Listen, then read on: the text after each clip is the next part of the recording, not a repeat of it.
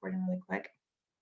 So the things that we've been working with this past section are going to be the same things that we're working with this next section. The only difference again are that instead of using the minus formulas, the difference, we're going to be using the sum. So the problems that we were having with the that first section are still possibly going to come up with this one. So when I talk about the tangent and because they're fractions, it depends what numbers you use, makes a difference on how the end's going to be. Or did you rationalize the denominator, because you can have a square root or a cube root in it, so things like that. The other thing that we came across was what we saw yesterday, where we talked about going around the circle multiple times. So that may show up in these as well. So today is just going to focus on the assignment portion. Let me go ahead and pull up the chat. So of course, if you guys have any questions, you guys can go ahead and put it in the chat or just unmute yourself. It always says as a small group, like don't be shy. Let me go ahead and take a look at this though really quick just to wet my whistle there. Alrighty, so this box right here, this is the exact same box that I had on our first day of notes for the last section. And so I just wanted to re-put it on here so you guys can see it's the same piece. If I was on my notes sheet that I told you guys to print, it's these same formulas right here. They're right here. It's the same ones that we're using. Our cofunctions are also down here. And so they go use only those two.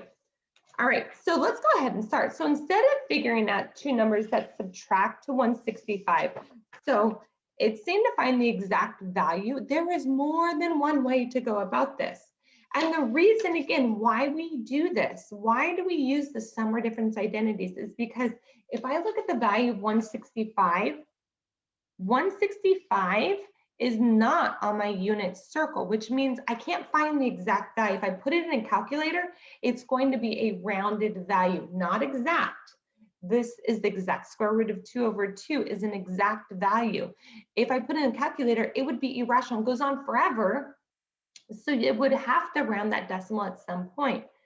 So when we talk about finding the exact value, I want to find two numbers that are on the unit circle that add to it. Two numbers on my unit circle that add to it. So I could pick something like 120 degrees plus 45 equal 165, right? And 120 and 45 are on my unit circle. So that's what I'm looking for. I'm looking for ways to come up with that value. Now, is that the only way to get 165? Is that the only way to get 165? What about 135 plus 30? Isn't that going to give me 165? Well, yeah. So you can choose which one. One isn't better than the other. It's just different ways to come up to the same answer. So you can use whatever you want. This is not the only way, but I need to pick values again that are on my unit circle. What about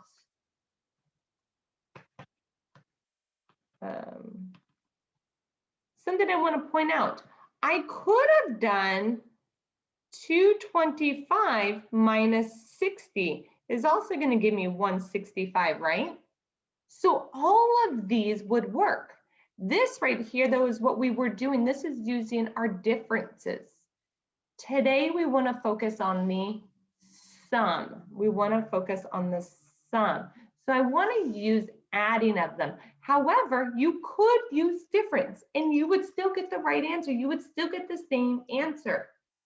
So know that that's not going to change. You can use either or, and I want to stress that. So when you're taking your quiz, your test, and it says find the exact, use the sum or use the difference.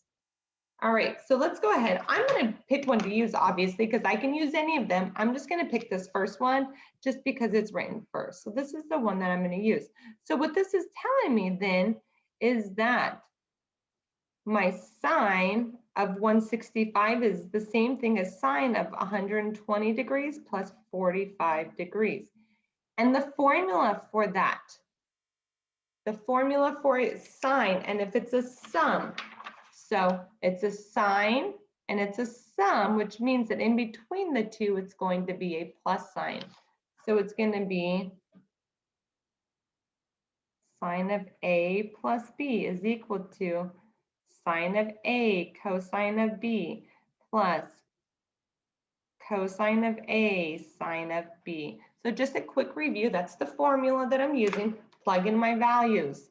So it's sine of 120 degrees, cosine of 45 degrees, plus cosine of 120 degrees, sine, and I'm going to try to squeeze that 45 in, 45, barely. And then I go to my unit circle and I plug them all in. So I look for sine of 120. Sine is going to be the y value at 120, so it's a square root of 3 over 2. Cosine of 45 is square root of 2 over 2. Plus cosine of 120 is going to be a negative 1/2. And sine of 45 is square root of 2 over 2. I multiply these two together. Square root of 3 times square root of 2 is going to be the square root of 6 all over 4. Plus I multiply these two together. This is going to be a negative square root of 2 over 4. So positive and negative is just going to make it a subtraction. And since they have a common denominator, I could rewrite this just as the square root of 6 minus the square root of 2 all over 4. Depending on what numbers you chose, you might have got something that looked like this, negative square root of 2 plus square root of 6 all over 4. They're equivalent. It just depends on the values you chose to know which one came first, which value was where. That is okay. These two are equivalent. So if you had this answer, that's the same thing as this. So that's the one that you would go ahead and you would mark. Done. All right, my next one. So sometimes we struggle going through these process of looking at them because they have a bunch of kind of chaos and you're like, I don't know what they did from step to step. So kind of go through this, but it's saying that the work is shown, the work here shown is showing you how they derived this tangent equation, the sum of tangents. So now remember this, that tangent, if you recall, that tangent of theta is equal to sine of theta all over cosine of theta, right? Tangent of theta is equal to sine of theta over cosine of theta. So here's how this works. Here's how this is going to work. All right, so they started off with a mistake. I know, this is Edgenuity. There's a lot of them. The very first step here, we're showing tangent of x plus y. They put it in as a minus. They actually want this to be a plus. So that is a mistake there. They're not asking you to find the error in this. So no, that's not actually what they're having you look for, but they started it off wrong.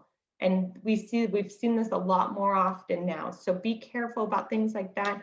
They make mistakes all the time. If you're not sure if there's a mistake or not, then you let me know. So that is an error there.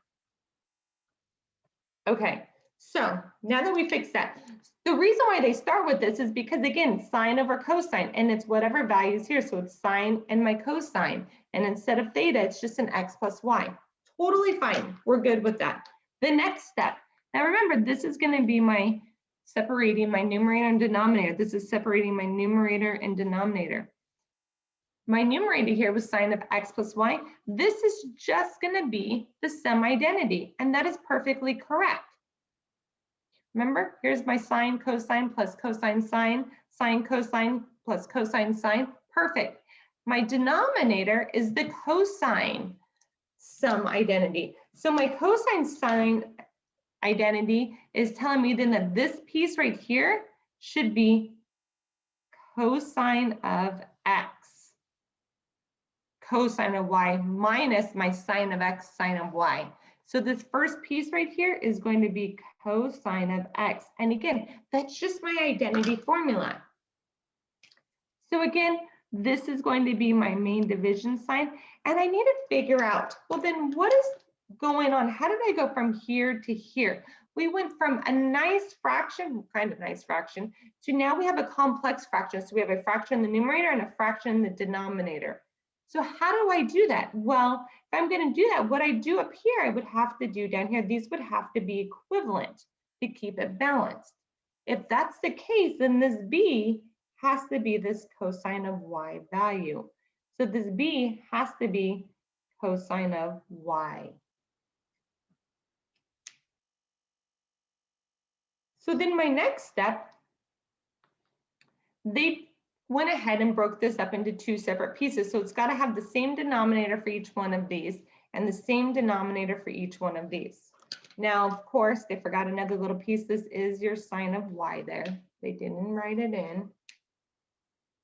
So all they did again was they put the denominator, my cosine of x, cosine of y under each for all of them. And then they go from here to here by simplifying. All they did was simplify. So if I look here, this canceled out and I had sine over cosine, which is just a tangent. If I look over here, those canceled out. So I had sine of y, cosine of y, so that's my tangent of y. If I look over here, my cosine of y and my cosine of y also canceled. So that's where the 1 came from. And I can also cancel off, oh, look, this is my tangent of x, and this would give me a tangent of y, which is that piece right there. So this one was tangent of y. So that's what they were looking for, was for you to work through it. The hard part is with these, it's going to be that they keep making silly mistakes, right? They should have started off with the plus, they're missing the y, and that will really mess with you guys. I wish I could fix it myself for you guys. I can't, I'm sorry. So if you guys have questions, please reach out to me. Hopefully there's not more problems like that have mistakes. And now that you guys have seen what the mistakes are here, you'll be good to go on this problem. All right, I'm gonna flip.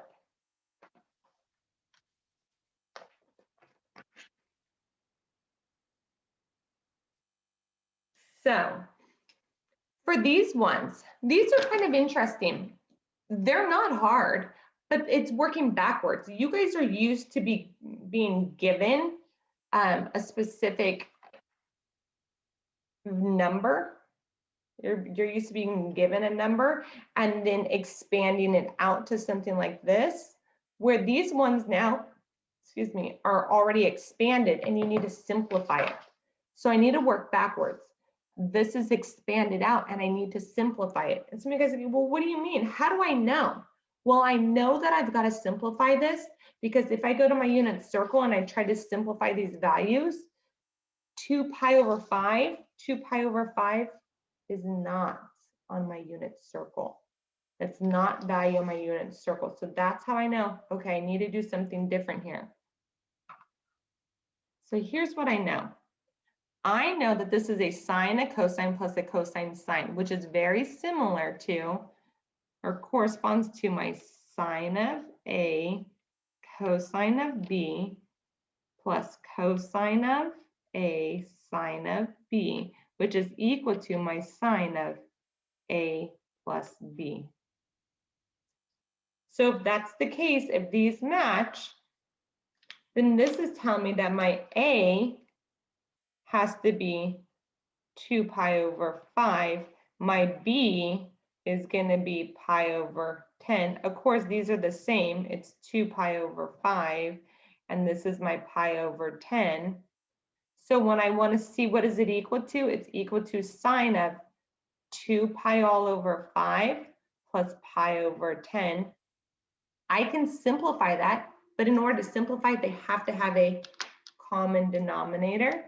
So I'm going to multiply this by 2 over 2. And I end up with sine of 4 pi all over 10 plus pi over 10 is equal to sine of 5 pi all over 10, which is going to be sine of pi all over 2. Sine of pi over 2, my sine value is just 1. So this whole thing is just equal to a value of 1. Done. All right, well, let's look at another one. This one right here is a cosine because it's a cosine, cosine, and a sine, sine. So this is just going to be cosine of A, cosine of B, minus sine of A, sine of B, is equal to cosine of A plus B. So if that's the case, this is my A, my B, my A, my B. So I know that my A is 13, my B is 47. So I could plug it in here. So this is equal to cosine of 13 plus 47, which is equal to cosine of 60 degrees. I go to my 60 degrees. My cosine value is 1/2. 60 degrees, my x value there is 1/2. So this is just going to be a value of 1/2. Now it's a drop down bar, and I actually believe that they use the value of 0.5. So it's a drop down, so you'll see what it is. And then my last one here. This one's going to match with this equation. So I know that this is my A and this is my B value. So it's going to be sine of 2 pi all over 5 plus 8 pi all over 5 is equal to sine of, I already have a common denominator, score, sine of 10 pi all over 5. 10 pi over 5 is the same thing as 2 pi.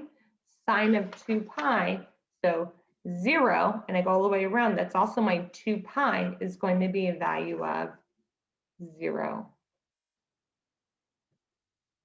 Done.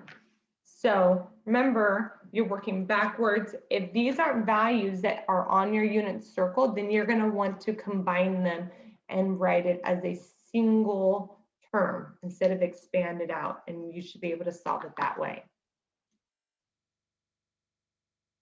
Questions? So all those had values that ended up on the unit circle. Remember, when you're given something like this, when you have these fractions like this is when you're going to be using, you're told the quadrants. This is when you're going to need to create triangles. Remember our triangles that you're going to have to create. So what am I looking for? I am asked to find cosine of alpha plus beta. Sometimes you guys don't like using alpha beta and you want to use them as A and B. Totally fine. Just make sure then that you keep these as A and B so you correspond them correctly. So if I want to know cosine of alpha plus beta, it is going to be equal to cosine of alpha, cosine of beta, plus, oops, not a plus, it's a minus, getting carried away here, minus sine of alpha, sine of beta. All right, so let's plug in everything that we know. What do I know? I know that sine of alpha is 2/5. Perfect. So I know that this piece right here is going to be 2/5. I know cosine of beta is 1/3. This cosine of beta is 1/3. I don't know cosine of alpha. I don't know sine of beta. Oh man. So I've got to figure those out. So I go down here and I go, okay, no big deal. I know that sine of alpha is going to be 2/5, and that is in quadrant 2, that I'm in Q2. So when I talk about being in Q2, all students take calculus. I'm in quadrant 2. So sine is positive, which it's showing right here. Sine is positive. I want cosine of alpha, and I know already that that cosine has to be negative because I'm in quadrant 2. Well, now I need to figure out, well, what is that cosine of alpha value? So this is my opposite, my hypotenuse using my SOHCAHTOA. So I have a right triangle. My opposite side is 2. My hypotenuse is 5. Then I need to solve for my adjacent side. What is that adjacent side going to be? 2 squared plus my adjacent side squared is equal to 5 squared. Pythagorean theorem. 4 plus a squared is equal to 25. A squared is equal to 21. Take the square root, then a is equal to the square root of 21. So my adjacent side is the square root of 21. So it's going to be negative square root of 21 all over my hypotenuse. Done. This is it, negative square root of 21 all over 5. Again, don't forget the negative. That's why they tell you what quadrant you're working in. Do not forget that negative. Very similarly, I need to find sine of beta, and what they told me was cosine of beta is equal to 1/3. They also told me that I'm in quadrant 4. I'm in Q4. So that means all students take calculus that if I'm in quadrant 4, cosine is positive. Cosine is positive. That means tangent and sine are negative. So we want sine of beta, and I already know it's going to be negative because I'm in quadrant 4. I draw my corresponding triangle. So I know my adjacent side and I know my hypotenuse. So I know my hypotenuse is 3, my adjacent side is 1. I need to figure out my opposite side. What is that going to be? So I'm going to do my opposite side squared plus 1 squared is equal to 3 squared. I end up with my opposite side squared plus 1 is equal to 9. My opposite side squared is equal to 8. I take the square root, and my opposite side is going to be the square root of 8, which is also 2 times 4, which is 2 times 2. So I have a pair of 2's, which is 2 square root of 2. So this is actually going to be 2 square root of 2. Okay, so let me give you a heads up. Sometimes they simplify this. Sometimes they leave it as the square root of 8. I wish they would be consistent. They are not. How do I know which one it's going to be? Look at your answer choices. So I can see that there's only a square root of 2 here. So it means that they had to have simplified it. But there's another problem I think must be in tomorrow's, and they left it as the square root of 8. I'm like, what? Where's the consistency? So be aware of that. So pay attention if they simplify things or not. Otherwise, your answers might be correct. It just might look slightly different because of the way that they simplified versus not. So just be aware of that. So if I want to know this sine value, though, it's going to be my opposite, which is 2 square root of 2 all over my hypotenuse, which is 3. So this is 2 square root of 2 all over 3. And I go ahead and I multiply things through. So negative 20 square root of 21 times 1 is negative square root of 21. All over 5 times 3 is 15. Minus 2 times 2 is going to be 4 square root of 2. So what's under radicals get multiplied together, coefficients get multiplied together, all over 15. And I could go ahead then and I look to see, well, what answers does this match up with? Oh, see what I did right here? I didn't bring my negative up. So this should be a positive. So don't make those mistakes. So when I look here, I could see that my square root of 21 is right in second, so I can match it up. So I could rewrite this as a positive 4 square root of 2 minus the square root of 21, and they had a common denominator of 15. So there's my answer. And we're done. So again, be careful. They might use either or for this. Just look at your answer choices to decide. So be aware of that. I don't know, do you guys have any other questions? So this is from the assignment today, and then I'll go over quiz questions for this tomorrow. Hopefully this is just kind of a review and helps like reiterate everything that you've learned over the past few days, because I know it's pretty new material.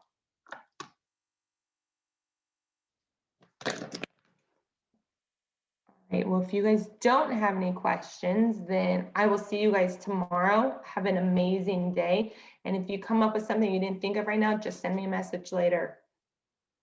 You're welcome. You have a wonderful day. You have a good day. Thanks, Rob.